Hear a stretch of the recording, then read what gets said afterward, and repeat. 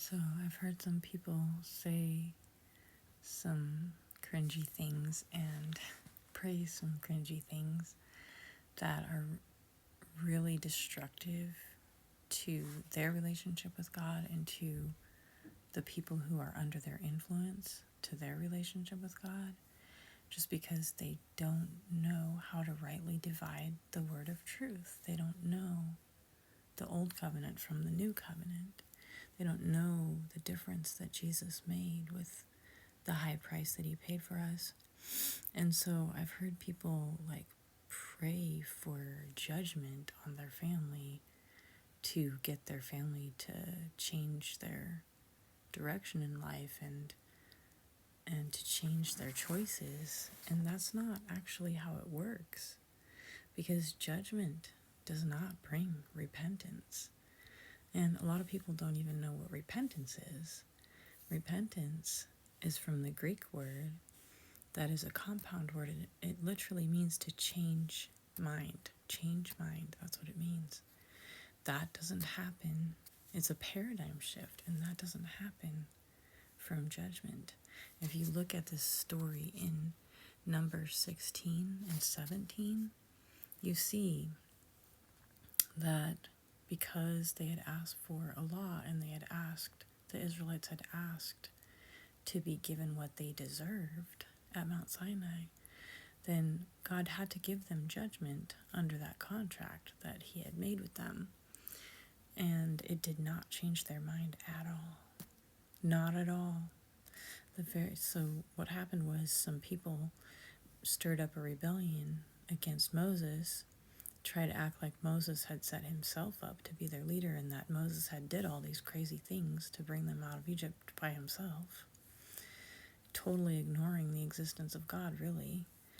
And God came down to defend Moses, and the earth opened up and swallowed all the people that were causing so much trouble.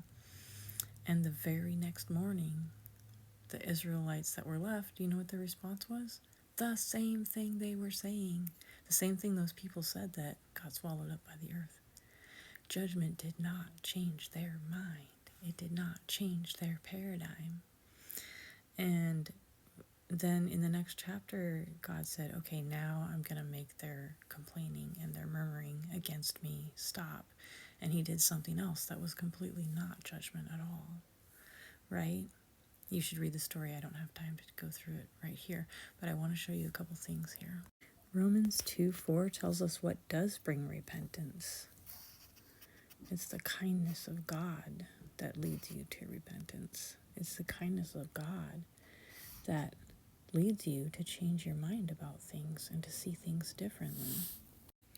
And then in 2 Timothy 2:25 and 26, it says, in gentleness teaching those who have opposed, if perhaps God may give them repentance for a full knowledge of the truth.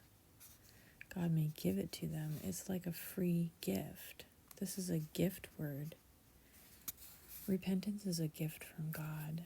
And you can help by teaching people gently sometimes, so they can awake out of the snare of the devil from where they had been taken captives to do the enemy's will, the enemy's desire. But it's a gift from God, and it comes through his kindness. And that's the fact that Jesus paid that huge price for us to bring us out from under the law so that we can have repentance instead of just judgment, because judgment does not bring repentance. And so I just want to encourage you, pray and ask God for his kindness to lead people to repentance, because that's what works. And that's the difference that the cross made, that Jesus made when he paid that huge price for us, so that we could, instead of just being judged and dying, we could experience God's kindness and have paradigm shifts and grow and move forward in our relationship with God.